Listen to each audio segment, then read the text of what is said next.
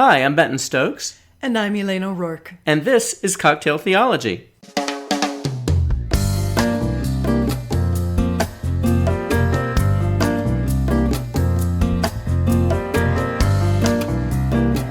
We are having Perfect Rye Manhattans. Number two. This is our second one. I mean, I just started the second one. It's true. So a perfect Manhattan, listeners, it's not that it is a perfect drink, although it's very close. It's pretty darn good. Very close. But it does mean that it has both Rouge and Blanc vermouth. So you've got a sweet vermouth in there and then a vermouth that isn't sweet. And you could go drier if you wanted could even to. go drier if you want. The base spirit is a bullet rye, so it is a rye Manhattan. And then for fun, I used two different Fee Brothers bitters that we have. Okay. I used our Aztec chocolate and our orange, which is traditional. And it makes for a really lovely drink. And it also has a Luxardo cherry, which we must not forget. That's true. As you were mentioning which vermouths you used and which rye, it occurs to me that Bullet is lighter in some, but it's also a little sharper than some of the other ryes. It is. So the Rouge and the Blanc kind of temper that. Yes. But if you were going to use something like a dark rye from Basil Hayden, putting that dry in there would kind of level that out, right? Yeah. And, I mean, one of the things about reading cocktail books for me is that when you say something like 2 parts this, 1 part that, and you don't specify what those are, is this and that taste different across their varietals, right? Yes. I mean, that's the wrong word, but that's it. So I think learning to taste what you like is so important. Absolutely. It's like cooking. It's just the same. Yeah. So for all you mixologists out there, and you may already know this, but if you don't, it is worth playing with different spirits to get the combination that works. I read an article on margaritas a few years ago that really changed the way I think about margaritas. Yes. Because they did pairings of tequilas and orange liqueurs or triple sec, whatever. And the one that won, like the taste test with everybody, was like a very inexpensive tequila and a not very expensive triple sec. But you can you can spend whatever you want to make a really great margarita, but you don't have to. Well, and especially for something like that where it has a mood attached to it as well. It's like selecting music. You may love Bach, you may love all of those things, but you don't play them at a rave, right? And it's it's not because the rave is lesser, it doesn't fit. So Absolutely. So, what are we talking about today? So, speaking of perfect Manhattans and how I'm feeling right now, we are talking about contentment. Yeah. Yes. And are we taking this from the Paul thing? Well, I think that's one place that we can take it from. Yeah. Okay. In Paul's letter to the Philippians, he talks about contentment. You have the verse up? I do. I'm trying to figure out. Give me a second. Yep. Okay. Here we go. What Paul is doing is thanking the Philippians for their apparently monetary gift. And he says, "Not that I'm referring to being in need, for I have learned to be content with whatever I have. I know what it is to have little, and I know what it is to have plenty. In any and all circumstances, I have learned the secret of being well fed and of going hungry, of having plenty and of being in need." Okay. So, contentment. Yes. I think we were having a conversation the other night, and you mentioned to me that you feel basically content. I do. And I agreed. And you know what? I feel basically content as well. And that's why we decided we would talk about it and let other people listen in. And you can wonder why we thought we should talk about it. Why it's remarkable, but But I think for many, maybe most people, contentment is something that when you feel it, you should pay attention to that. Why do I feel content right now? Right. And contentment, there are a couple of things that I want to distinguish contentment from. First of all, contentment is not happiness. No, it's not. Happiness, as we know, is a very fleeting emotion that kind of comes and goes very fluidly throughout the course of one's day. Yep. But contentment is different. Contentment, like Paul was talking about there, can actually be a pervasive thing, and even when things aren't perfect. So everything does not have to be perfect for you to feel content. Exactly. It doesn't mean that there's an absence of pain or disappointment. It doesn't mean that you lack ambition or want things to get better. Right. But it means that you're sitting in a space where you feel basically content. And a lot of that, I think, and I'm sure you're going to talk about this, but I think Don't be so sure. A lot of that really comes from, how is my spirit right now? Yes. Because like what Paul is talking about, Paul is saying that he has learned to be content when he has a lot and when he doesn't. Mm-hmm. When things are great and when things aren't. Mm-hmm. And that really does require certain spiritual maturity so that you can feel basically good, base level and better than base level, good, even when things don't look so great. Yes. It makes me think, the way you just talked about it, of Viktor Frankl's book about being in the concentration camps, Man's Search for Meaning. Mm-hmm. And of course, Frankl's coming at it from a psychological point of view, particularly Viennese psychological point of view, and being someone in a concentration camp, right? Mm-hmm. And that's not to say that he was content in the concentration camp, but he talks a lot about what it means to simply survive as a fleshly thing and survive as a whole being, right, in those kinds of circumstances. Right. As you were talking about, I was thinking about the way he talks about that and about purpose and caring for others and loving all of others. The other thing that you reminded me was that Americans particularly think happiness is such a good thing.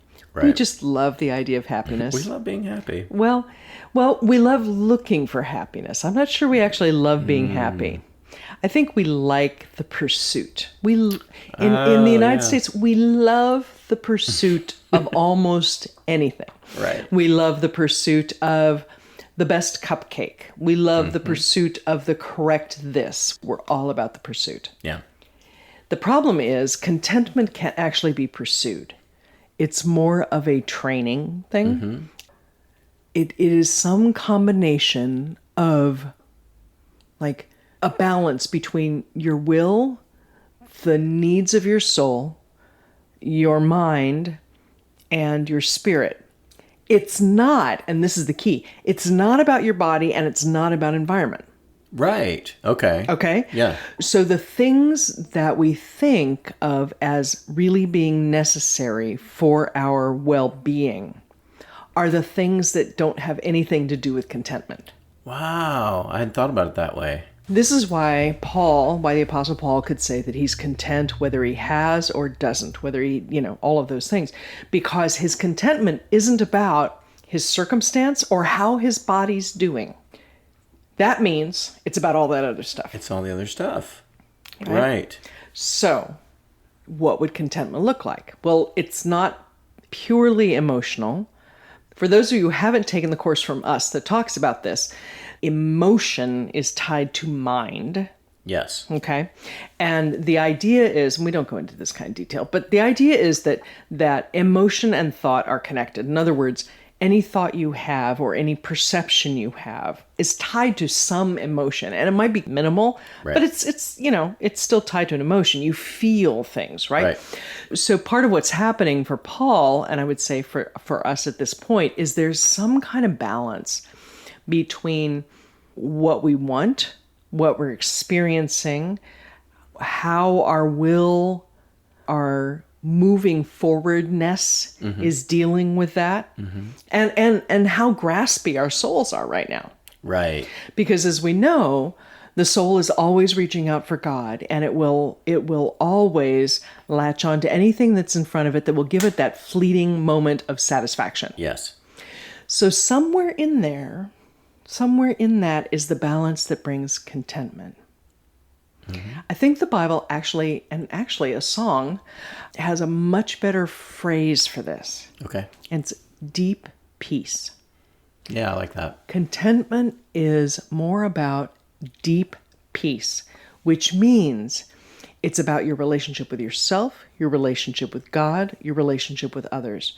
It is about that ability to sustain through things that are incredibly difficult and still have this underlying balance and sense of equanimity, goodness, whatever, even when or maybe especially when, the world around you is crumbling. Right. And I wonder if you can even know real contentment if you haven't been through some things that have been pretty hard. I don't think so. I don't think so either.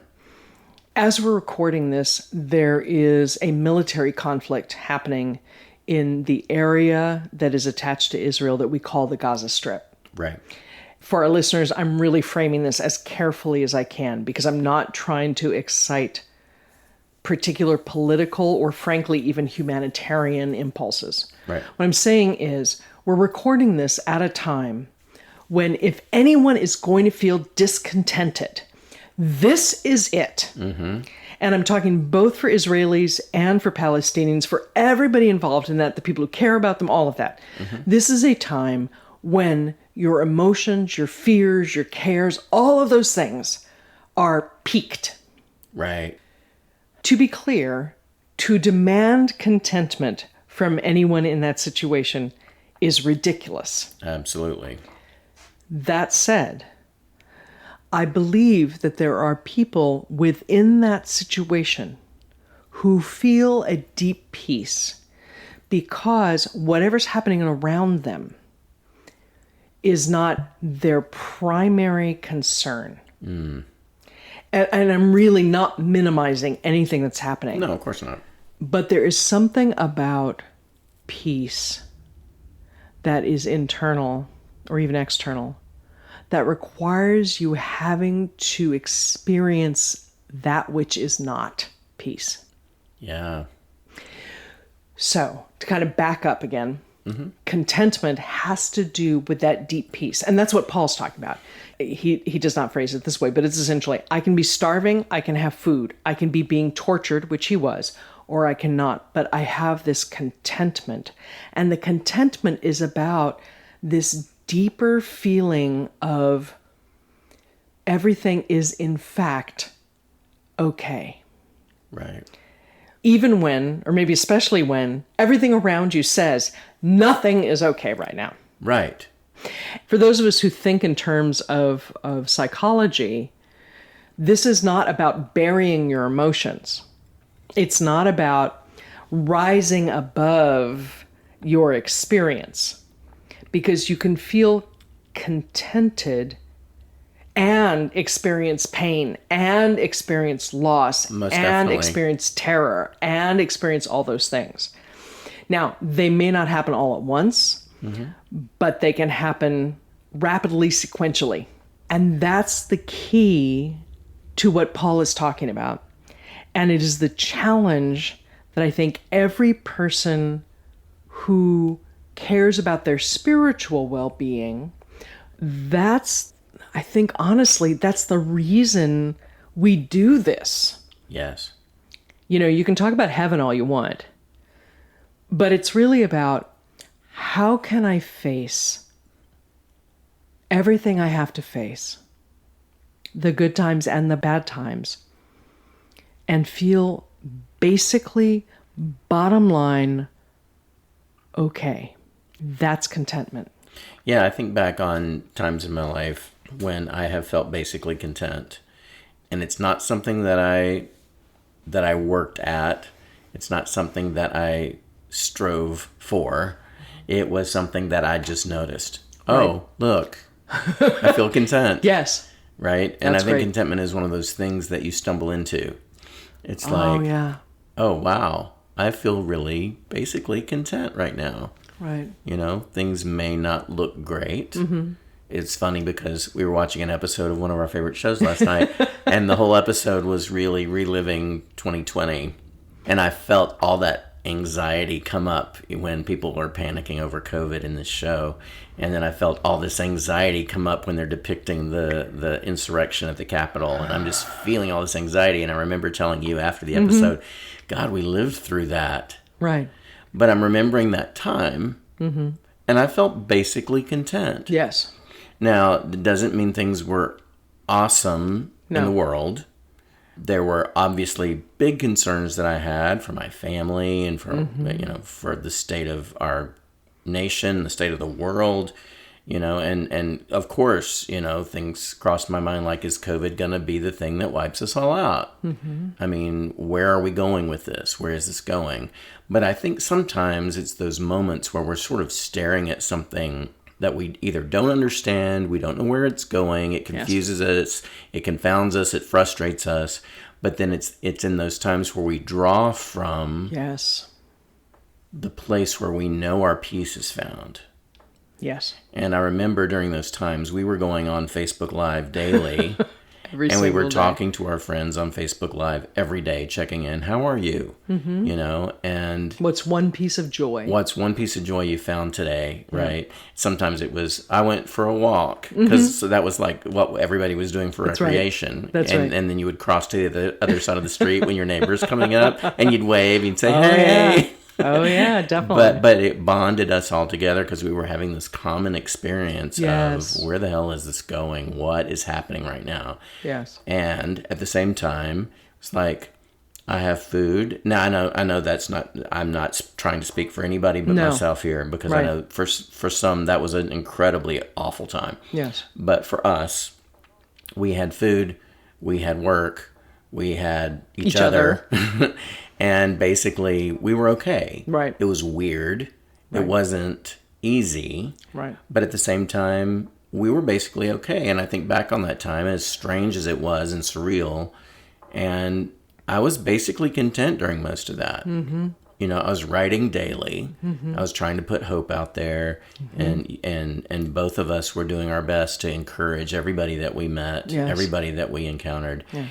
And I think that until you go through hard things, you don't learn to even recognize contentment. Yes. Okay. So, yes.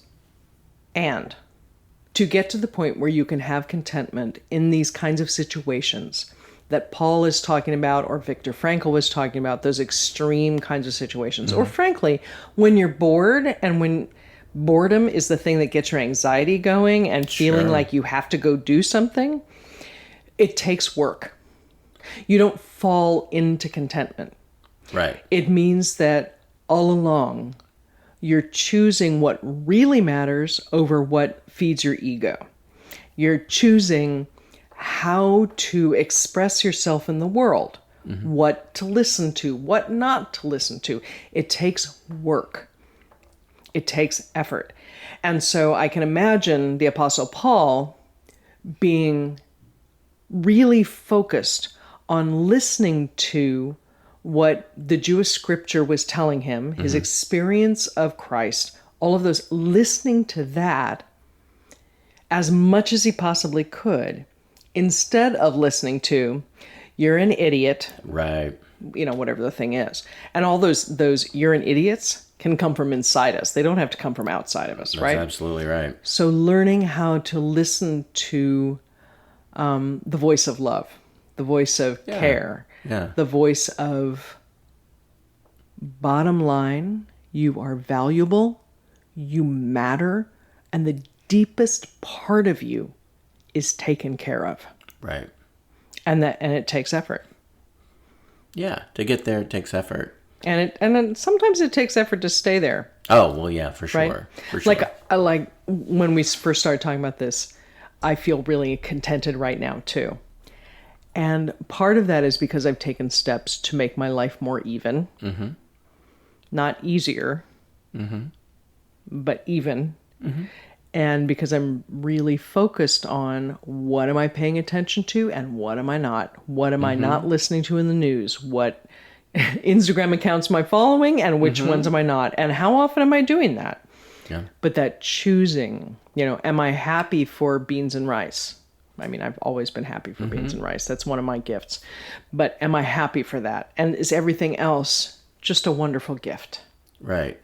That's where contentment comes from. That's where that deep piece of understanding that God has the deepest, most important part of you taken care of. Right. And you may be suffering. And you may be striving towards something better at work. That's okay. But if the world fell apart right now, would you have that basic understanding that the bigger picture contains you? Yeah, I like that. Something like that. I like that. I'm playing with that. Yeah. Listeners, what do you think? When have you been content? Just take a survey of where you are right now. Good. Do you feel basically content? The way that we've been talking about it for the last 20 minutes. Is contentment something that you understand? Is it something that you recognize? Is it something that you feel or have felt? And do you know when you're feeling content? Yes. Again, contentment isn't something that we can sort of push to and be like, okay, now I'm content. Contentment is more like something that you cultivate with these habits and these disciplines that you build into your life, and the way that you recognize yourself in the world, the way you recognize yourself in God's eyes and arms. Yes. And then realizing, hey, I am basically content right now, even though the world may be Going to hell in a handbasket. Right, doing what the world does. So anyway, we would love to hear from you, your stories of contentment. We are encouraged by that. Yes. You can find us at cocktailtheology.com, always. We love your questions, your comments, your ideas, your suggestions. Definitely. And also, if you would do us a favor and follow us or subscribe, whichever the platform that you are currently on provides for you as an option, it really helps other people find us. Yes. Who could really benefit from what we're talking about. Yep. So if you would do that, we would appreciate it. And then we'll just appear in your podcast feed every Thursday. Isn't that exciting to have us just show up? I know, it's just great. It's like, and that's what brings you contentment. No? Okay. Right. All right. Never mind. Back to the Manhattan. All right, everybody. Thanks for listening. We appreciate it. Bye. Bye.